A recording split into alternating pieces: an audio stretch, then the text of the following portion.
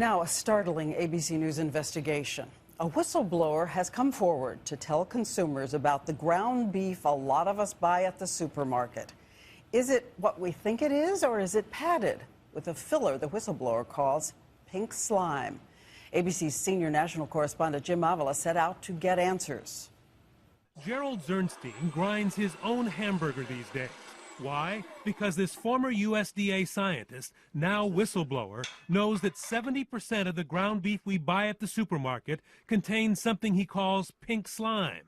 Beef trimmings that were once used only in dog food and cooking oil, now sprayed with ammonia to make them safe to eat, and then added to most ground beef as a cheaper filler. It was Zernstein who in a USDA memo first coined the term pink slime, and is now coming forward to say he won't buy it. It's economic fraud. It's not fresh ground beef. It's a substitute. It's a cheap substitute being added in. Zernstein and his fellow USDA scientist Carl Custer both warned against using what the industry calls lean, finely textured beef and is widely known now as pink slime. But their government bosses overruled them. Why didn't you consider it beef?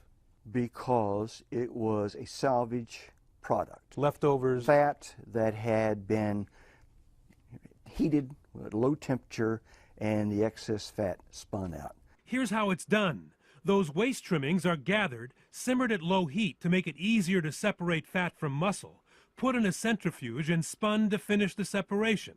Next, the mixture is sent through pipes where it's sprayed with ammonia gas to kill bacteria, and finally compressed into bricks and flash frozen for shipment to meat packers and grocery stores where it's added to most ground beef.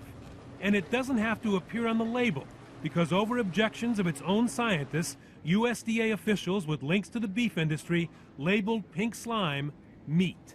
The undersecretary said, "It's pink, therefore it's meat." ABC News has learned the woman who made the decision to okay the mix is former Undersecretary of Agriculture Joanne Smith.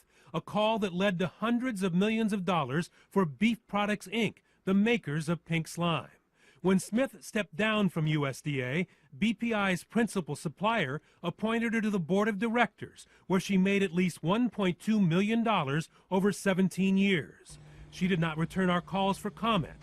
BPI says it had nothing to do with her appointment, and the USDA says, while legal then, under current ethics rules, she could not have immediately joined that board. Jim Avila, ABC News, Washington.